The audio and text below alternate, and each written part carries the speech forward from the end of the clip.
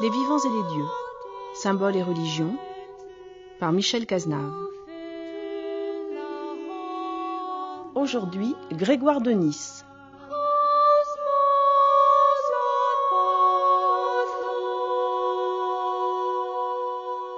Même si apparemment elle ne représente pas l'un des courants dominants de la théologie chrétienne occidentale, la théologie négative, ou ce que l'on appelle ainsi, y occupe une place tout à fait particulière, dans la mesure où à travers la théologie négative, c'est-à-dire la théologie qui renonce à dire ce qu'est Dieu, qui d'une certaine manière respecte son abîme incommensurable, par cette théologie négative donc, on voit très bien comment on évite ce qu'il est convenu d'appeler l'idolâtrie, c'est-à-dire la manière dont, à travers une théologie qui ne serait que positive, c'est-à-dire qui définirait ce qu'est Dieu, on voit très bien comment l'homme, d'une certaine manière, s'accapare Dieu et, à travers la construction de sa pensée, se pose comme supérieur à lui puisqu'il est capable de le définir.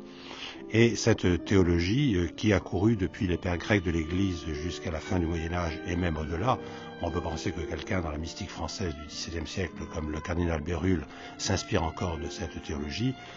Cette théologie, donc, qui a marqué parmi les penseurs les plus importants, commence dès les premiers siècles du christianisme, au IVe siècle plus précisément, avec quelqu'un comme Grégoire de Nysse, puis à travers un certain nombre d'étapes qui vont être marquées, aboutit à l'efflorescence de cette théologie au Moyen-Âge.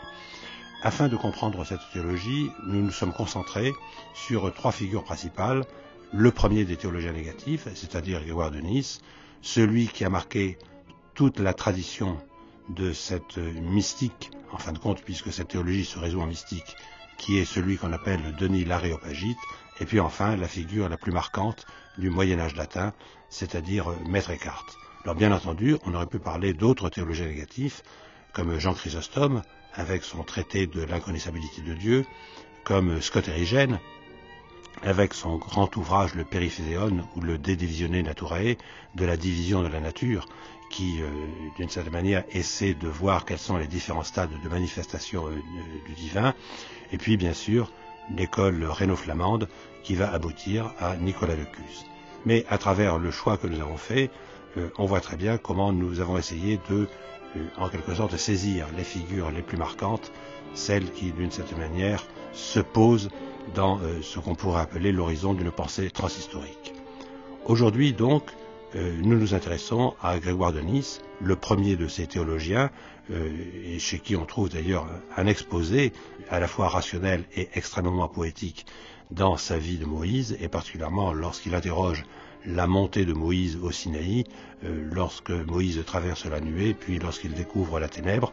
Mais bien entendu, lorsqu'on parle de Grégoire de Nysse, il faut en même temps le contextualiser, c'est-à-dire se rappeler que vivant à la fin du IVe siècle, après le Christ même, il vit après le concile de Nicée, après la prescription de ce qu'on appelle depuis le symbole de Nicée, et il vit dans le contexte de la crise arienne, c'est-à-dire en fin de compte de la définition de la divinité du Christ. Est-ce qu'il a une double nature ou est-ce qu'il a une pure nature divine ou une pure nature humaine? Problème qui va être réglé, on le sait, au concile d'Éphèse et surtout au concile de Chalcédoine dans le courant du 5e siècle après Jésus-Christ. Grégoire de Nysse fait partie de ceux que l'on appelle les pères de Cappadoce. Il est le frère de Basile de Césarée, qui a écrit un magnifique traité sur le Saint-Esprit. Il est en même temps l'ami de Grégoire de Nazianze, qui d'ailleurs s'approche aussi de sa théologie négative dans ce que l'on appelle ses poèmes dogmatiques.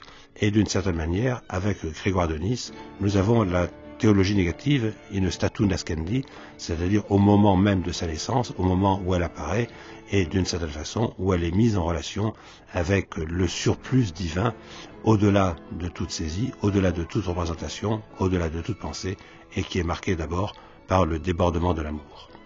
Et pour parler de Grégoire de Nysse, nous avons avec nous Alain Durel, docteur ès lettres, chercheur en patristique, et qui vient de publier aux éditions du Cerf Grégoire de Nysse ou Les Roses transfigurées.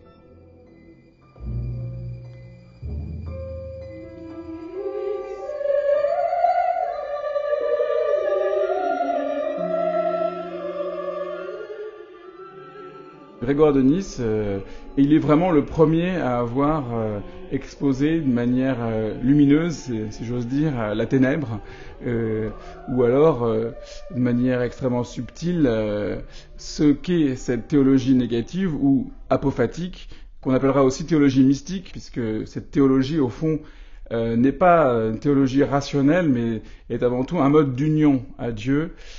Et cette théologie mystique ou négative, je dirais qu'elle tend à nier tout ce que Dieu n'est pas. Donc c'est une sorte de double dénégation, une double négation. Plutôt que de dire ce que Dieu est, nous allons tenter dans cette approche de nier ce qu'il n'est pas.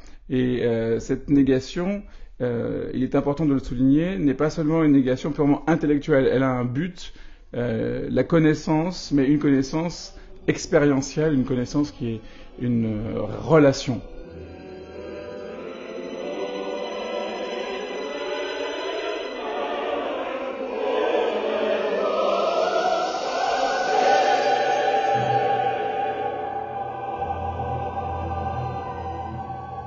Par rapport à ce que vous dites, Alain Durel, est-ce qu'il n'y a pas quelque chose qui va avoir une très longue postérité, puisqu'on le retrouvera jusque et y compris chez Maître Eckhart, bien entendu en passant par Proclus et Denis, mais il y a cette idée que non seulement on ne dit pas ce que Dieu est, ce à quoi a souvent cédé la théologie positive, enfin ce qu'on appelle la théologie cataphatique, mais de dire ce que Dieu n'est pas, et derrière de nier, et même Dieu n'est pas ce qu'il n'est pas, d'une certaine façon. Donc on a l'impression qu'on est dans une espèce de vertige de la pensée. Quand Lévinas parle d'une pensée qui pense plus qu'elle ne pense, évidemment, ou quand Lévinas dit que le rapport à l'infini n'est pas un rapport de connaissance mais un rapport de désir, évidemment je m'inscris dans cette logique du vertige, comme vous le dites très justement, puisque Denis l'Aréopagite, lui, dira que Dieu est non un.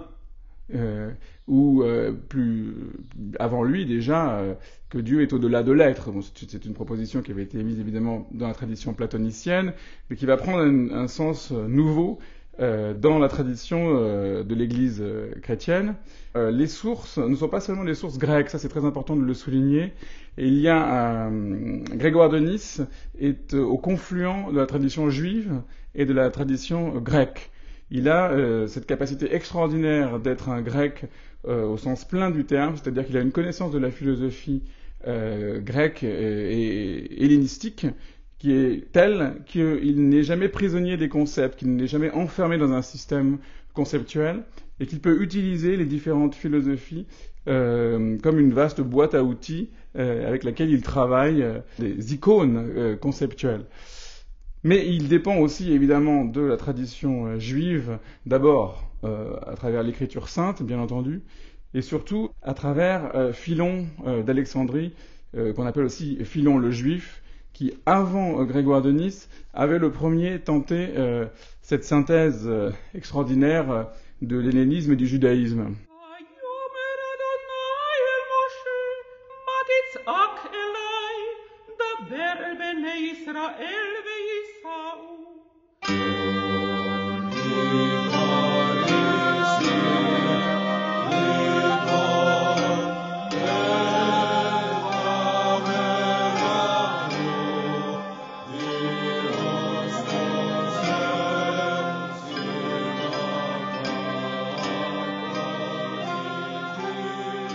C'est peut-être une chose qui peut être tirée au clair tout de suite, Alain Durel, qui est ce rapport au platonisme que vous avez dit, mais le platonisme, on sait qu'il est divers, parce qu'il y a d'abord Platon, il y a ce qu'on appelle ensuite le moyen ou le médio-platonisme, Philon d'Alexandrie en relève, et puis il y a tout le néo-platonisme à partir de Plotin. Et on a l'impression que d'une certaine manière, Grégoire de Nice, c'est quand même d'abord et avant tout, me semble-t-il, au néo-platonisme qu'on pourrait le rattacher, qu'on peut trouver un certain nombre de sources d'inspiration, parce que souvent on a l'impression, par exemple, qu'il n'est pas loin du tout d'un certain nombre d'affirmations de Plotin. Tout à fait. Et d'ailleurs, Jean Danielou, dans son ouvrage absolument remarquable qui s'appelle Platonisme et théologie mystique, a montré la relation qui existait entre Grégoire de Nice et Plotin. Et même, il est allé jusqu'à faire une comparaison de textes tirés des Énéades de Plotin et d'Homélie de Grégoire de Nice, en montrant un rapport quasi littéral. Et c'est justement là où se situe, à mon avis, la capacité de distance et de liberté de Grégoire de Nice par rapport à ses sources grecques. Grégoire est tout contre Plotin, si j'ose dire, mais en même temps, il a cette faculté de pouvoir réellement baptiser les concepts grecs, c'est-à-dire leur donner, les faire mourir d'une certaine manière pour les ressusciter en leur donnant une nouvelle dimension. Et je pense notamment à une distinction essentielle héritée du judaïsme, qui est la distinction du créé et de l'incréé. Une distinction qui n'existe pas chez Plotin, et qui va évidemment être une transformation radicale du platonisme, puisque la célèbre distinction du sensible et de l'intelligible est d'une certaine manière caduque, ou du moins elle est dépassée par une distinction plus radicale, qui est la distinction du créé et de l'incréé. Alors, si vous voulez bien, Alain Durel, nous allons prendre un exemple pour essayer de bien comprendre les choses. Car si je remonte au texte même de Plotin, vous avez parlé tout à l'heure du nonin, si l'on peut dire, et on voit très bien comment Plotin en arrive à la conclusion qu'il y a un nain si fondamental qu'il est avant même l'un, et avant même la donation de l'être, bien évidemment. Et là, on a l'impression que dans ce non-nain, dans ce non-être, ou dans cet au-delà du non-être, enfin ce que plus tard on appellera le néant suressentiel, il y a quelque chose de ce vide, de cet irreprésentable, de cet impensable qu'a toujours présenté la tradition biblique. Et c'est là où on a l'impression qu'il y a la fusion, justement, chez Denis. C'est que ce non-un, cet un d'avant l'un, ou cet imbarré, on peut l'appeler aussi ainsi, que nous présente Plotin, est quand même très impersonnel, tandis que chez Denis, c'est quand même un Dieu à qui, d'une certaine manière, on dit tu. Vous avez tout à fait raison de souligner cette différence fondamentale, parce que d'abord, l'incompréhensibilité de Dieu, puisqu'il faut aborder ce sujet, n'est pas due à l'incapacité humaine. Ce n'est pas parce que l'homme n'est pas capable de comprendre un Dieu qu'il dépasse. C'est parce que le Dieu de la révélation est un Dieu personnel, et Dieu ne se donne que librement. Et là aussi, il y a une différence fondamentale entre la mystique néoplatonicienne et la mystique chrétienne et juive. Et on pourrait aussi le dire de la mystique musulmane, je pense, mais je ne suis pas spécialiste. Nous avons affaire à un Dieu personnel, un Dieu libre, et nous avons aussi une distinction fondamentale qui est la distinction de la grâce. Dans cette théologie mystique, cette théologie apophatique, nous n'avons pas affaire à une connaissance au sens propre, au sens gnoséologique ou épistémologique, parce que le principe même de la connaissance, c'est d'assimiler l'autre au même. Connaître, c'est s'approprier, et donc c'est réduire l'altérité. Dans cette théologie mystique, on se situe sur le plan en fait de la relation amoureuse. Donc on est bien dans une relation érotique, une relation qui ne supprime pas l'altérité, mais qui au contraire la suppose. L'expérience de la théologie mystique chrétienne est évidemment et éminemment l'expérience d'un Dieu d'amour, et donc de ce fait ne se situe plus sur le simple plan de la connaissance au sens strict du terme.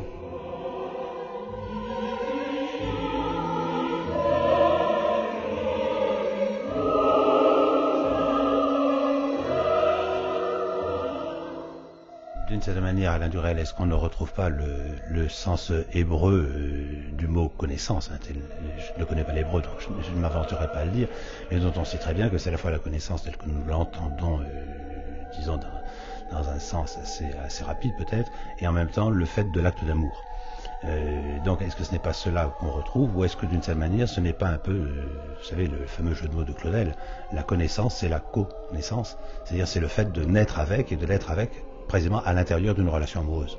Quand on dit dans le langage courant qu'on a connu au sens biblique du terme, eh bien après tout, oui, c'est tout à fait vrai, et on pourrait l'appliquer sans fausse pudeur à cette spiritualité. Il s'agit bien d'une connaissance amoureuse, il s'agit bien d'une relation amoureuse qui se situe plus sur un plan qui est purement un plan conceptuel, mais qui est réellement sur le plan du contact. D'ailleurs, Denis l'Aréopagite parlera du toucher, du contact, et montrera que la théologie, non seulement la théologie cataphatique, la théologie positive, Mais la théologie négative elle-même doit être abandonnée, et c'est ça qui est absolument extraordinaire. C'est-à-dire que si on restait sur le plan de la théologie négative elle-même, alors finalement on resterait sur le plan conceptuel, le plan de la connaissance. Mais comme dit Wittgenstein à la fin du Tractatus, il faut jeter l'échelle après y être monté. C'est-à-dire qu'il faut aussi savoir se débarrasser de cet instrument extraordinaire qu'est la théologie négative pour littéralement faire un saut. Et là, il y a quelque chose de l'ordre de la sortie hors de la philosophie, mais même, je dirais, hors de la théologie, d'une certaine manière, un saut dans le vide. Et ce saut, c'est celui de la foi. C'est pour ça que la théologie négative a un rapport direct avec la notion même de foi. Quand le Christ dit « Bienheureux ceux qui ont cru sans avoir vu », eh bien, il est déjà en train de nous indiquer le chemin de cette théologie négative. Et Grégoire de Nice dira voir consiste à ne pas voir. Paradoxe absolument extraordinaire qui lui aussi s'inscrit dans la tradition biblique, puisque on ne peut voir Dieu et rester en vie d'une certaine manière, et que la vision de Dieu n'est pas une vision qui serait une saisie, mais plutôt une désappropriation.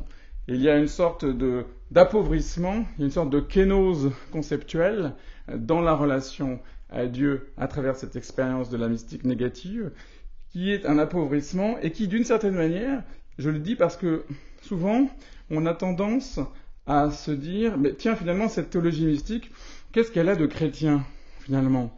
Eh bien, pour moi, le rapport, il est dans la croix. C'est-à-dire que la théologie mystique, ou négative, elle est négative en ce sens que la négation se situe précisément dans cette expérience de la croix. Croix d'abord du sensible, parce que Saint Jean de la Croix, qui est à mon avis un disciple de Grégoire de Nice, quand il parle de la nuit des sens, et puis il y a une croix de l'intelligible, qui est la nuit de l'intelligible, et puis il y a une troisième croix, qui est la plus foudroyante, la plus vertigineuse, c'est qu'une fois qu'on s'est dépouillé du sensible et une fois qu'on s'est dépouillé de l'intelligible, il reste encore à se dépouiller de soi-même. Et c'est cette mort à soi-même, cette mort du vieil homme qui, au terme de l'ascension de la mystique, est cette mort, et c'est uniquement à travers cette mort, donc ce processus pascal de mort et de résurrection, que se produit le miracle de l'expérience, qui est finalement non pas une expérience de type de non-dualité qu'on peut trouver dans les religions de l'Inde, c'est-à-dire une religion de fusion, même si cette expression était un petit peu réductrice, mais au contraire la découverte d'une altérité radicale qui se double chez Grégoire de Nice d'une notion absolument extraordinaire, et qui n'est pas, à mon avis, chez Denis l'Aréopagite, c'est que cette expérience ne finit jamais.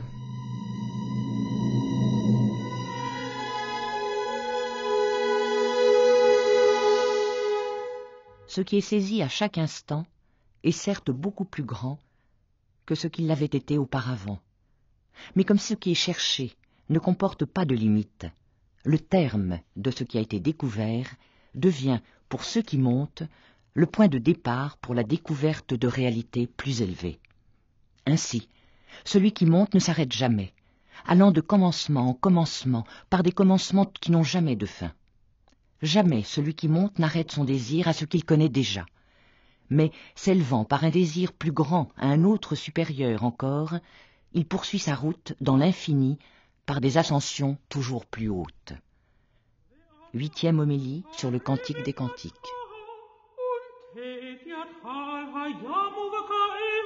Naturel, lorsque vous dites que cette expérience ne finit jamais, est-ce qu'il n'y a pas un mot qu'il faudrait prononcer derrière celui d'amour, qui est en même temps celui de désir, puisque je pense évidemment, si je me rappelle bien, c'est dans la 8e homélie sur le Cantique des Cantiques de Grégoire de Nice, quand il dit nous allons de commencement, vous savez, nous allons de commencement en commencement par des commencements qui n'ont pas de fin. C'est-à-dire que d'une certaine manière, il y a un désir de Dieu qui, à la limite, n'est jamais assouvi. Ça me fait un peu penser au psaume, vous savez, sur la biche qui boit et qui, de cette manière, plus elle boit et plus elle a soif. Absolument.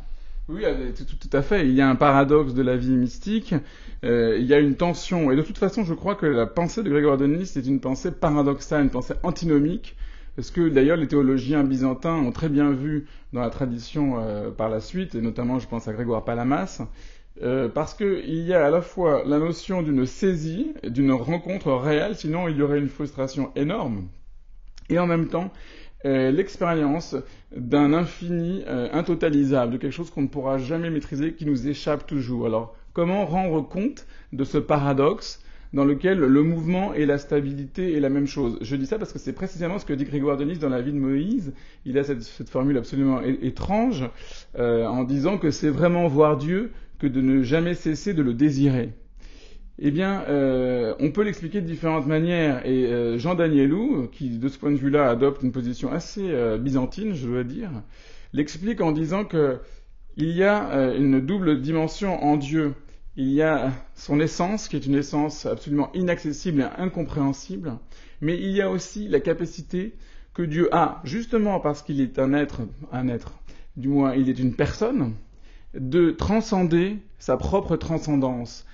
Qu'est-ce que ça peut signifier pour Dieu de transcender sa propre transcendance? C'est de pouvoir se rendre présent à ceux qu'il aime, et se rendre présent à ceux qu'il aime, eh bien, ça prend différents noms dans la tradition chrétienne, le plus célèbre étant tout simplement la grâce ou l'Esprit Saint, et dans la théologie byzantine, l'idée des énergies divines incréées.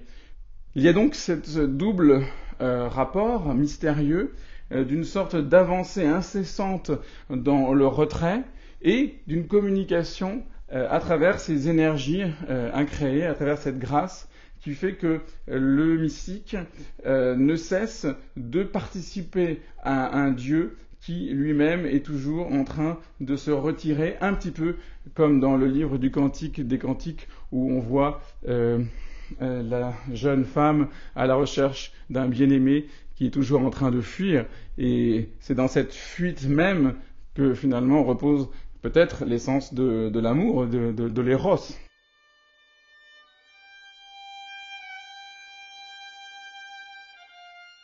On peut dire à la fois en toute vérité, et que les cœurs purs voient Dieu, et que nul n'a jamais vu Dieu. En effet, ce qui est invisible par nature devient visible par les énergies, apparaissant ainsi autour de sa nature. 6e homélie sur les béatitudes.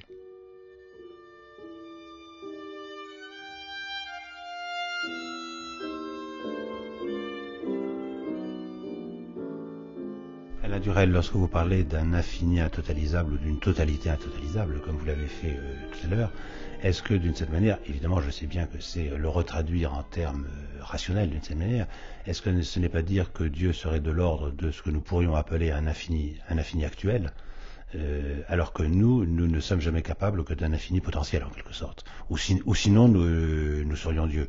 Est-ce qu'il n'y a pas justement deux plans d'infini, un infini, cet infini de potentialité chez l'homme, cet infini de réalité, d'actualité en Dieu, qui fait qu'il y a une possibilité de dialogue, une possibilité de rencontre, et en même temps il y aura toujours une altérité qui demeurera. Il y a aussi un mystère que vous venez d'évoquer quand vous dites parce que nous ne sommes pas Dieu. Et là encore, nous touchons à un point extrêmement sensible de la théologie de Grégoire de Nice et d'une certaine manière de toute la théologie mystique de l'Église d'Orient et de l'Église d'Occident, parce que chez les grands mystiques comme Jean de la Croix, ou vous aviez cité Maître Eckhart avant lui, on a bien cette problématique peut-être un peu plus discrète en Occident, mais en tout cas totalement affirmée en Orient, de la déification.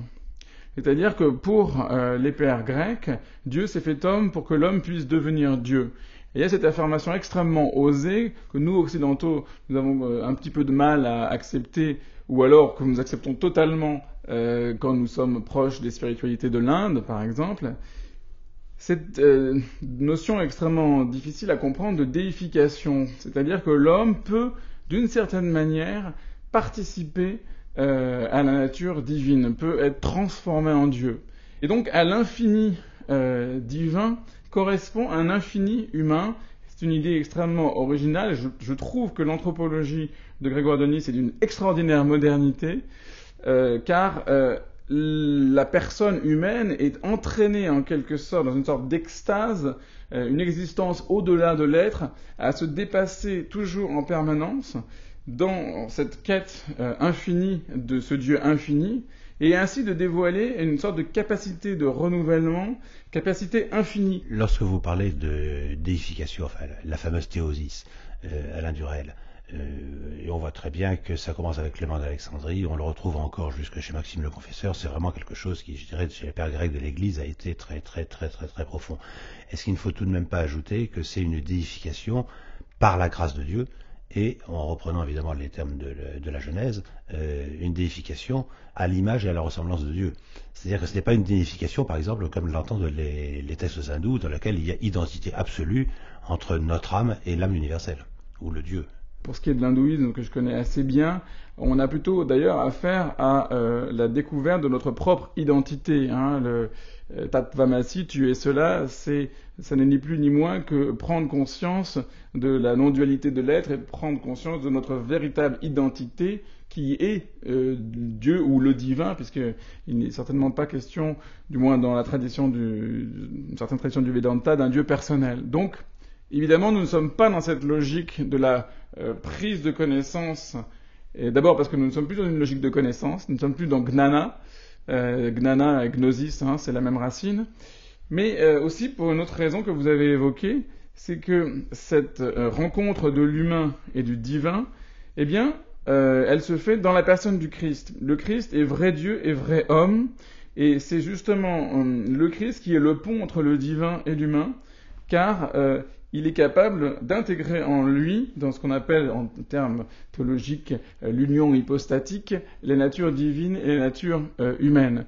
Il y a donc une rencontre du divin et de l'humain qui se fait par la grâce, comme vous l'avez souligné, qui est un don, et qui fait que si l'homme devient Dieu, ce n'est que dans la mesure où il y a une asymétrie fondamentale, et que l'homme n'est pas appelé à être Dieu par nature, mais il est toujours Dieu par grâce.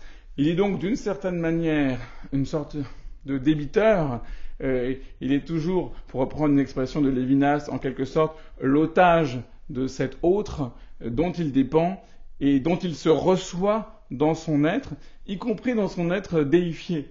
Il y a toujours cette dépendance et il y a toujours une sorte de pauvreté essentielle et radicale que la grâce de Dieu vient combler et sans laquelle nous sortirions de la relation amoureuse.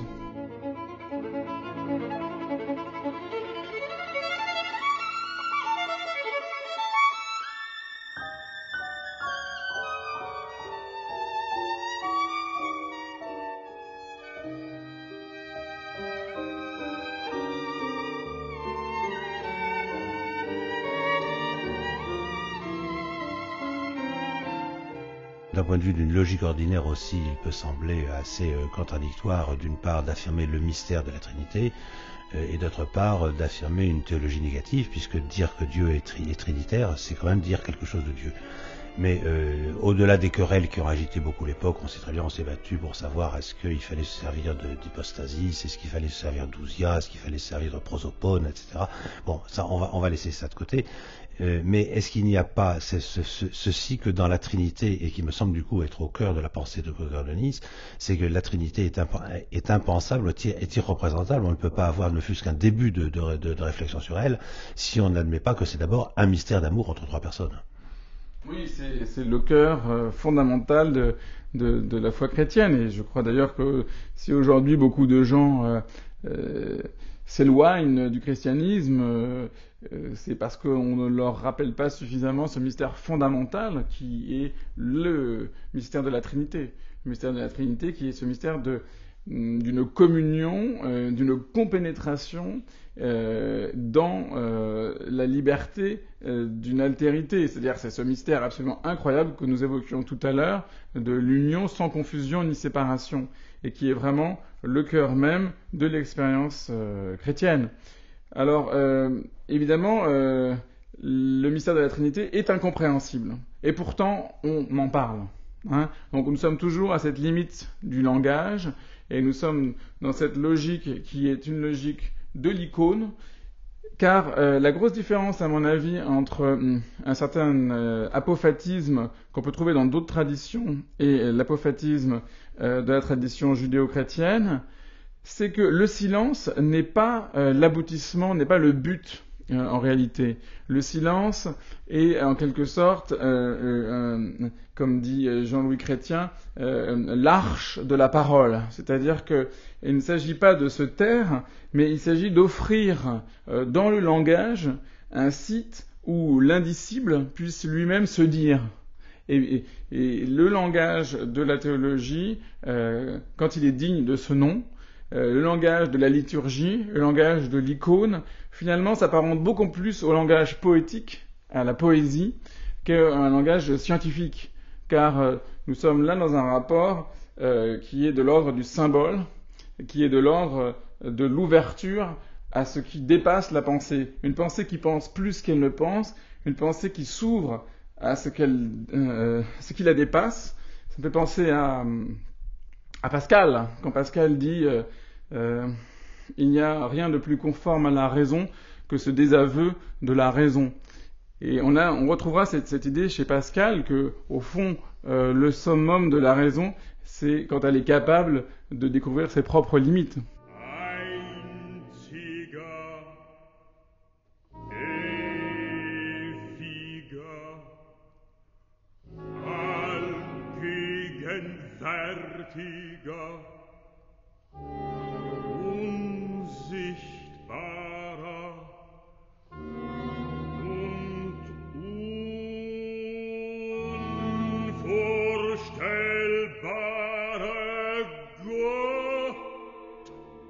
Vous vous êtes servi à plusieurs reprises, Alain Durel, du terme d'icône, et est-ce que précisément il ne faudrait pas réfléchir sur la place, je dirais, sur la fonction d'une parole iconique, finalement, en fin de compte une parole poétique, vous avez raison, chez Grégoire de Nice, en se rappelant exactement ce que veut dire l'icône, ce que souvent en Occident nous avons oublié, c'est-à-dire que d'une certaine manière, c'est la présentation visible de quelque chose qui est invisible, et que, en réalité, la réalité de l'icône, ce n'est pas seulement l'image que nous voyons, c'est tout ce qu'il y a derrière cette image. C'est-à-dire qu'elle renvoie précisément à quelque chose qui est de l'ordre du silence, en tant que ce silence doit susciter la prière en nous. De même que le sacrement, la définition du sacrement, c'est un signe visible d'une réalité invisible. L'icône nous donne à voir l'invisible. Et on pourrait évoquer la figure de Merleau-Ponty, on pourrait évoquer la figure de grands phénoménologues, certains d'inspiration chrétienne. Je pense à Jean-Luc Marion ou d'autres qui ont traité cette question de l'icône. Mais là où je pense que vous dites une chose qui me semble absolument essentielle, c'est de bien comprendre ce rapport de la vision et de la non-vision qui est au cœur même de l'icône, tout en sachant que justement le dogme est une icône conceptuelle, c'est-à-dire que l'icône n'est pas seulement ce qu'on a l'habitude de considérer, c'est-à-dire une œuvre d'art picturale, mais il y a des icônes conceptuelles, il y a des icônes verbales, il y a des icônes musicales, il y a toutes sortes d'icônes qui sont effectivement des fenêtres, je dirais des fenêtres qui nous ouvrent sur l'invisible. Ce sont une sorte de lieux mystérieux, de lieux de passage entre le monde visible et le monde invisible. Ce sont des rendez-vous entre le divin et l'humain. Et je dirais que les sacrements eux-mêmes, bien compris, sont au fond précisément au cœur même de cette rencontre, puisque qu'est-ce qu'un sacrement ? C'est bien un signe visible, une icône, mais une icône qui se traduit par une présence, par un geste, par une parole, et à travers laquelle, l'Esprit Saint, c'est-à-dire Dieu lui-même, rentre en relation avec l'être humain. Gott meiner Väter, Gott Abrahams, Isaaks und Jakobs, der du ihren Gedanken in mir wieder erweckt hast. Mein Gott, nötige mich nicht, ihn zu verkünden. Ich bin alt, lass mich in Ruhe meine Schafe weiden. Il y a quelque chose que j'aimerais bien comprendre, Alain Durel. Je prends l'un des textes fondamentaux, évidemment, de Grégoire de Nice, qui est la vie de Moïse, et on voit très bien au cœur même de l'ouvrage sa méditation sur la montée de Moïse à travers la nuée, etc. Bien, dans lequel on trouve justement ce thème de l'inconnaissabilité de Dieu. Et on a l'impression que, je dirais, dans ce qui est ce que dans le langage courant on appellerait le manque de lumière ou la non-lumière, en réalité, Grégoire de Nice introduit des nuances. Et que, par exemple, la nuée et la ténèbre, ce n'est pas exactement la même chose.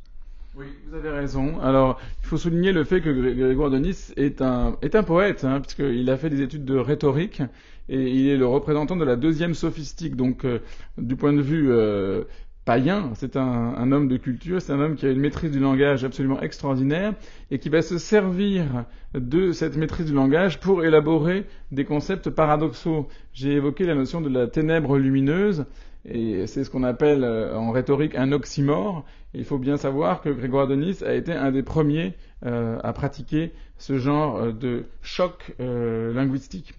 Alors, pour répondre à votre question, il y a dans la vie de Moïse, commentée par Grégoire de Nice, 3 étapes essentielles. La première, c'est la lumière, qui correspond à l'épisode du buisson ardent, quand Moïse enlève ses sandales, qui, soit dit en passant, est pour Grégoire de Nice le symbole d'un dépouillement des concepts, justement, donc un geste éminemment apophatique. Il y a ensuite l'expérience de la nuée.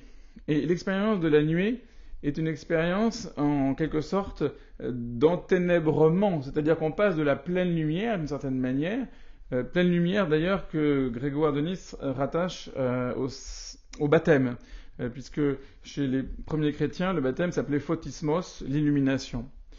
Donc après la lumière, la nuée. Et la nuée, c'est un mystère assez curieux qui, il faut aussi le rappeler, dans l'histoire de la vie de Moïse, correspond à l'Exode.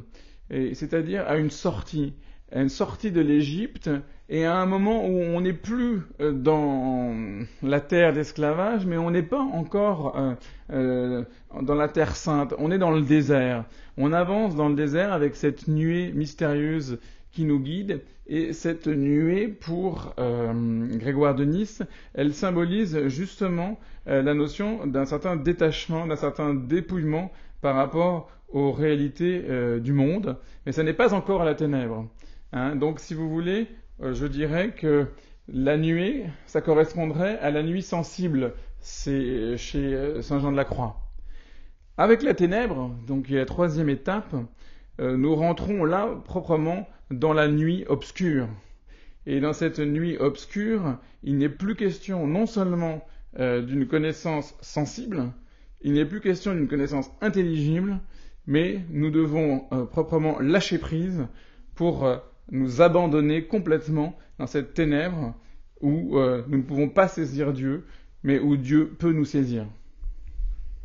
D'une certaine façon, est-ce qu'on ne le trouve pas là, Alain Durel, l'un des thèmes fondamentaux de toutes les grandes mystiques monothéistes?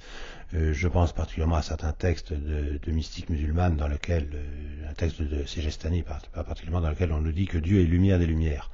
Il est tellement lumineux qu'en fait, il est pour l'homme ténèbres, d'une certaine façon.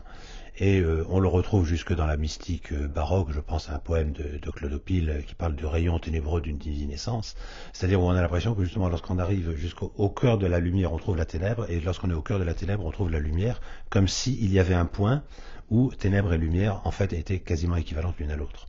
Je crois que ça rejoint aussi une expérience naturelle, puisque si vous regardez le soleil en face, vous risquez fort d'être aveuglé, d'être enténébré. Donc il y a certainement aussi derrière ces images très fortes une expérience naturelle, l'expérience de la disproportion, pour le coup, entre la capacité de vision et l'éblouissement d'une lumière qui ne peut que nous aveugler, et donc de ce fait nous introduire dans la ténèbre. Et vous avez raison de souligner que ce sont des images qu'on retrouve dans toutes les grandes traditions mystiques. En tout cas, effectivement, dans la tradition de ce qu'on appelle les religions du livre. La lumière, évidemment, c'est la notion, en tout cas dans l'hellénisme, de la clarté, de la connaissance, de l'évidence, aussi de la vie. et c'est un symbole c'est un symbole royal, c'est un symbole, le soleil de justice, c'est un symbole de justice, etc., de royauté, c'est un symbole extrêmement fort, extrêmement affirmatif, de puissance, etc., et de paternité aussi, je dirais. Or, on est toujours beaucoup plus troublé quand on évoque Dieu sous les espèces de la ténèbre, puisque on aurait plutôt tendance à penser que ce qui est obscur, par définition, est mauvais.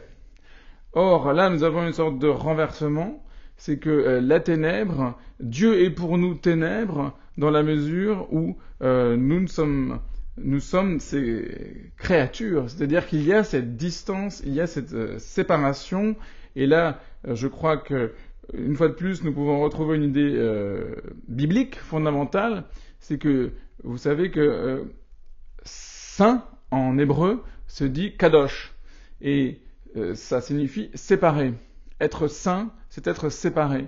Dieu est saint dans la mesure où il est séparé, et cette sainteté, cette séparation, c'est une transcendance. Et c'est précisément cette transcendance qui fait qu'il est le Créateur et que nous sommes ces créatures, qui est aussi, qui peut nous permettre de comprendre cette notion de ténèbres. Plus l'esprit dans sa marche en avant parvient, par une application toujours plus grande et plus parfaite, à comprendre ce qu'est la connaissance des réalités et s'approche davantage de la contemplation, plus il voit que la nature divine est invisible.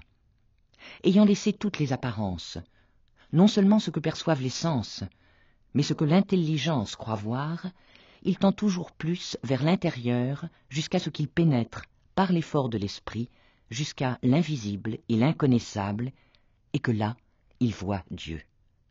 C'est en cela que consiste en effet la vraie connaissance de celui qu'il cherche et sa vraie vision, dans le fait de ne pas voir, parce que celui qu'il cherche transcende toute connaissance, séparé de toutes parts par son incompréhensibilité comme par une ténèbre. Vie de Moïse.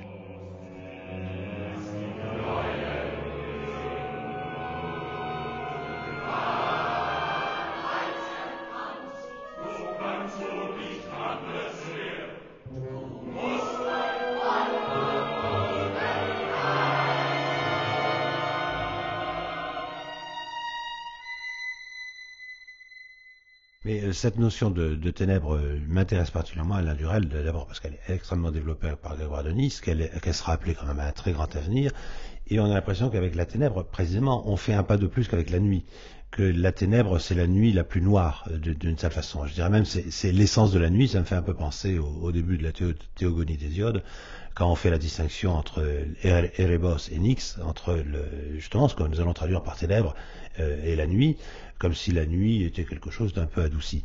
Et donc, en plongeant dans la ténèbre, on plongeait dans le plus profond du mystère, c'est-à-dire on plongeait en même temps dans la lumière. Moi-même, je suis obligé de me servir d'oxymore, dans la lumière la plus, pour un humain moyen, je dirais, insupportable. Insupportable parce que cette expérience, c'est aussi l'expérience de nos propres limites.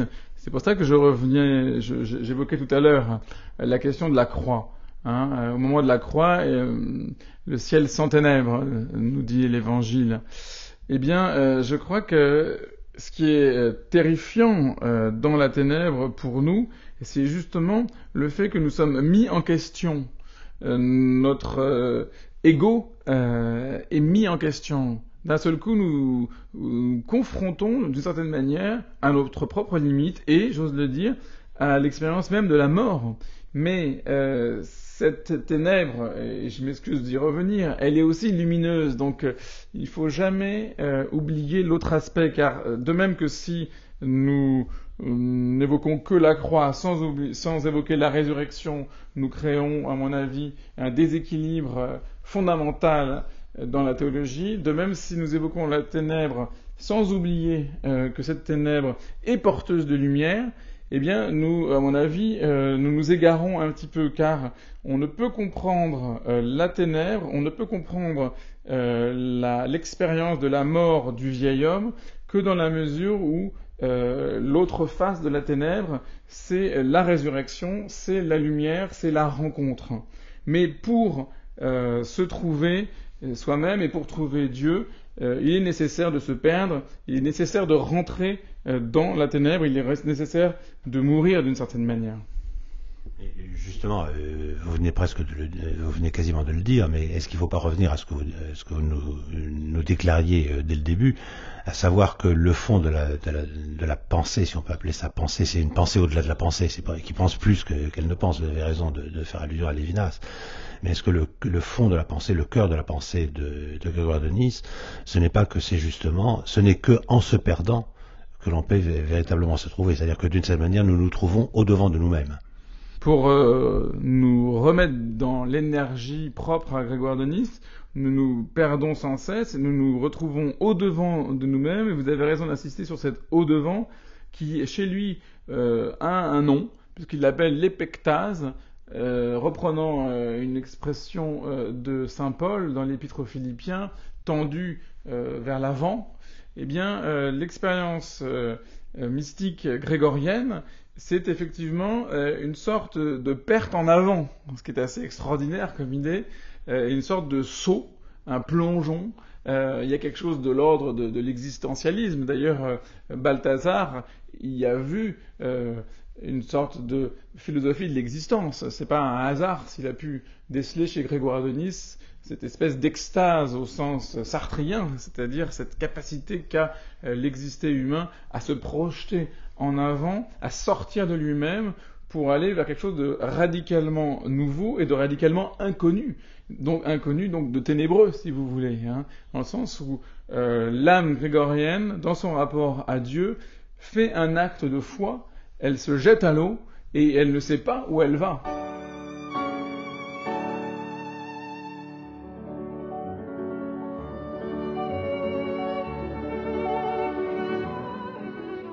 Naturel, vous avez parlé d'Eros transfiguré, et on voit très bien là justement dans cet Eros qui a une longue tradition dans la philosophie grecque, transfiguré justement par la rencontre avec l'héritage judaïque. Et donc comme servons-nous du mot qui est le nôtre dans notre langue, c'est-à-dire comme cet amour, si je vous suis bien, cela veut dire que l'humain, en dehors de cet amour, ne peut pas se définir, c'est-à-dire que l'humain ne peut pas se définir s'il n'y a pas une transcendance, et est-ce que d'une certaine manière ce n'est pas, je dirais, une immense méditation de Grégoire de Nice sur la fameuse parole de saint Paul, c'est-à-dire que l'homme est un être de désir. Oui, et c'est aussi d'ailleurs une des dernières paroles de la Bible, puisque dans l'Apocalypse, nous avons cette phrase merveilleuse qu'il entre l'homme de désir et qu'il boive gratuitement l'eau de la vie. Donc la méditation de Grégoire de Nice, c'est une méditation sur l'homme comme être de désir, mais évidemment, de quel désir parlons-nous? Et y a-t-il une rupture absolue entre Eros et Agapé? Vous savez que c'était le sujet de la première encyclique de Benoît XVI.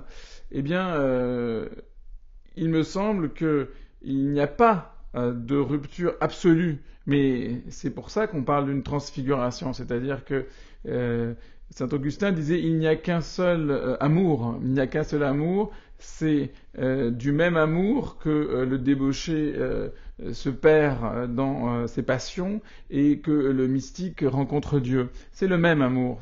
Et c'est simplement la manière dont il est orienté, la manière dont il est surélevé, la manière dont il est transfiguré. Et c'est ça qui est très très beau dans ce message, c'est que au fond, nous sommes tous en exil, nous sommes tous des êtres de désir, et nous avons tous cette capacité de renouvellement, pour peu que nous en prenions conscience et pour peu que nous soyons capables de réorienter le désir.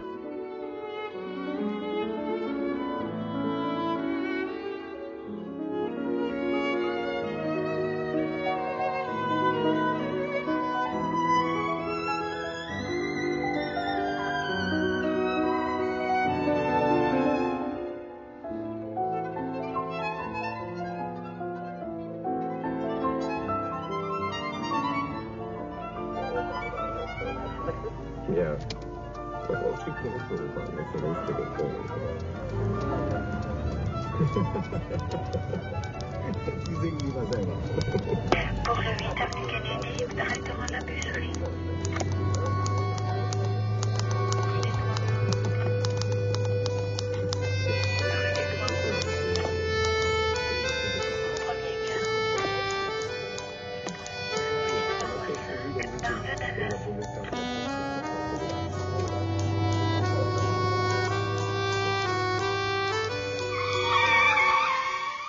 livre, Je voudrais d'abord attirer l'attention sur des textes qui ne sont pas à proprement parler de la théologie négative, mais qui en sont extrêmement près du point de vue des schèmes philosophiques ou des schèmes théologiques de base, c'est-à-dire à des textes qui s'intéressent à la Kabbale. Cette Kabbale qui précisément définit un Aïn et derrière un Ein Sof, c'est-à-dire quelque chose de l'ordre de l'infini et éventuellement du néant suressentiel, comme l'appellera la théologie négative, que l'homme ne peut pas se saisir.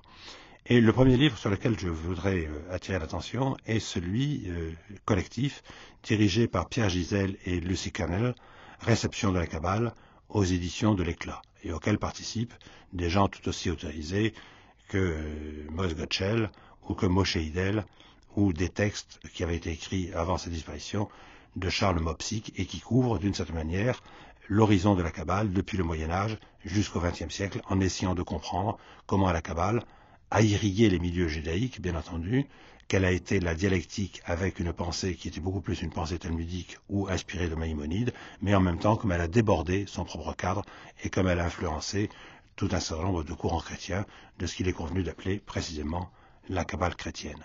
Et de ce point de vue-là, on a une introduction qui est certainement parmi les plus fouillées, parmi les plus sérieuses, parmi les plus profondes en même temps de celles qui nous sont soumises. En judaïsme, Dieu dit une origine non assimilable et constitutive en cela même.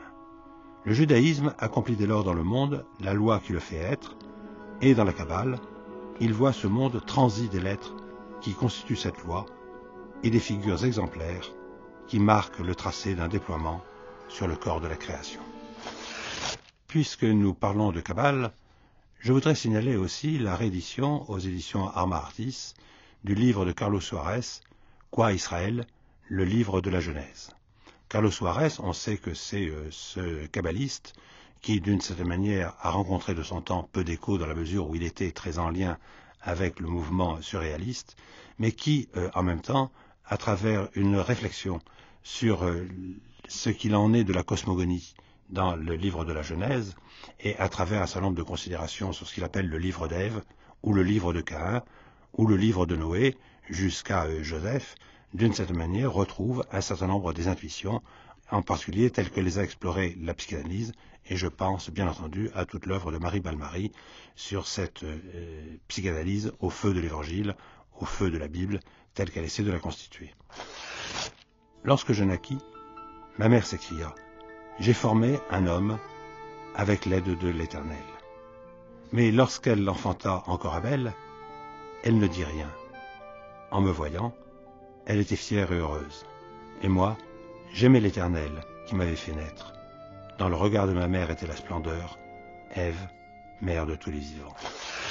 On peut continuer cette réflexion avec l'étude de Esther Cohen, Le silence du nom, interprétation et pensée juive, qui est publiée aux éditions des femmes, Antoinette Fouque. Esther Cohen, nous l'avons déjà reçue dans Les Vivants et les Dieux pour nous parler de son étude sur le corps du diable, les philosophies et les sorcières à la Renaissance. Et là, on voit qu'elle s'attaque au problème du langage, dans la mesure où le langage, pour elle, et en bonne, justement, érudite de la Kabbale, le langage est la maison où nous habitons, le langage est ce qui peut nous introduire au silence. Et de ce point de vue-là, on voit très bien comment elle réfléchit sans arrêt sur ce qu'est le fait de lire, sur ce qu'est le fait d'interpréter, et où on voit très bien comment, à travers cette réflexion sur l'interprétation qui a marqué toute la pensée juive depuis la destruction du Second Temple en 70 après Jésus-Christ par Titus à Jérusalem, comment, à travers cette réflexion, c'est précisément quelque chose de l'esprit originel du judaïsme qui est transmis, et comment, d'une certaine façon aussi, s'immerger dans le texte n'est pas une activité sans danger, puisque le kabbaliste s'y implique totalement, et d'une certaine manière, y risque toute son aventure intérieure. Lire et interpréter, c'est ainsi risquer ce qui a le plus de prix, l'identité. Pour le Zohar, la structure du texte suggère le labyrinthe, centre protégé par son chemin ardu, semé d'énigmes. Enfin, dans un horizon différent, mais qui, sur le fond, n'en est pas tellement éloigné, je voudrais signaler aussi le livre de Annie Castonguay, de Jean-François Costa-Téphaine, de Marianne Legault, Amour, passion, volupté, tragédie, avec comme sous-titre « Le sentiment amoureux dans la littérature française du Moyen-Âge au XXe siècle » aux éditions Séguier.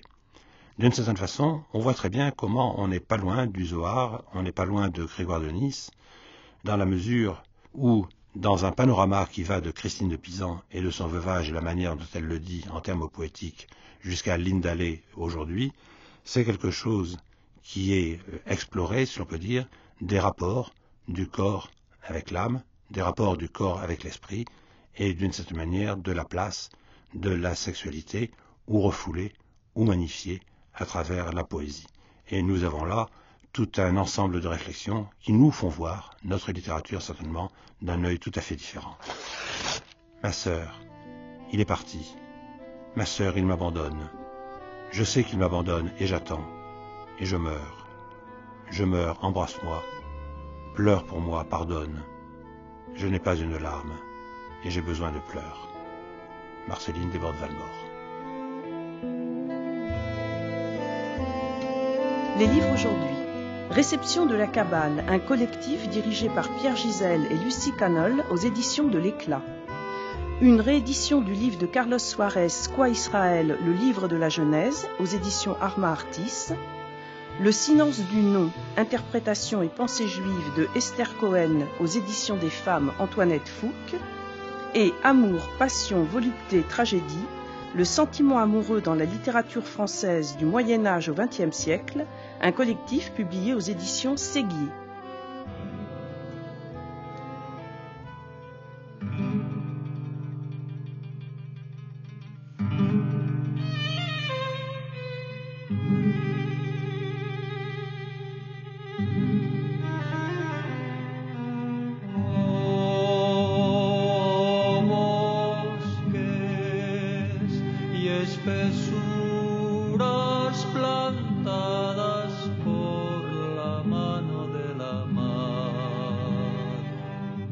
C'était Les Vivants et les Dieux, une émission proposée par Michel Cazenave, avec aujourd'hui la participation de Alain Durel.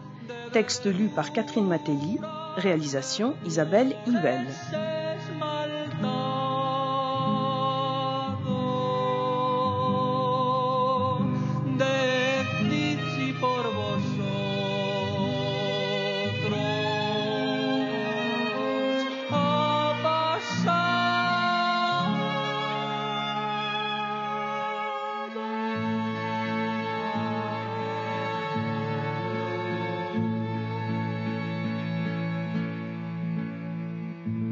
Et nous retrouvons dans quelques instants Hélène Azera.